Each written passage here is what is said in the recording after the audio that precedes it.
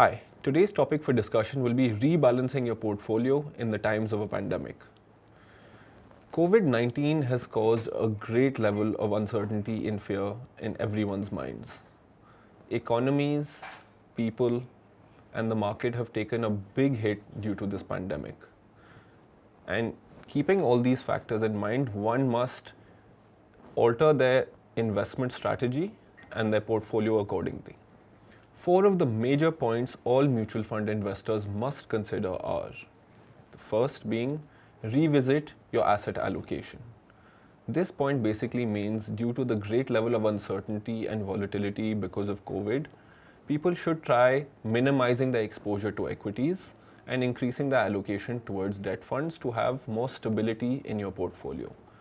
But keeping in mind the fact that one should not completely exit equities, as markets are still on the rise and there's an absolute dichotomy between the economy and the way the market is behaving. Therefore, one should strike a balance between not letting go of long-term gains by trading it in for a level of safety in your portfolio. The second point being reviewing your risk profile.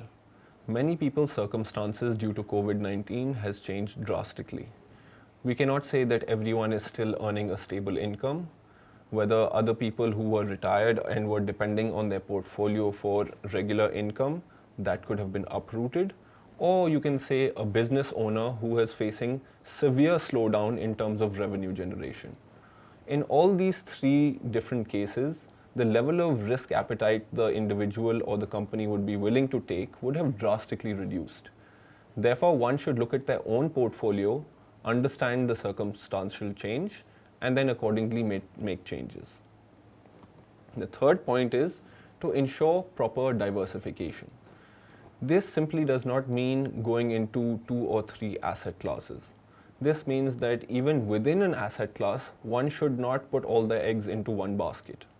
For example, if you were to invest into a debt scheme, one would not only invest all the capital into one scheme, but would pick 2 or 3 schemes with varying maturity durations and credit ratings. This would ensure that in case of any other event that takes place in the future, at least you can hedge your bet against it to a certain extent.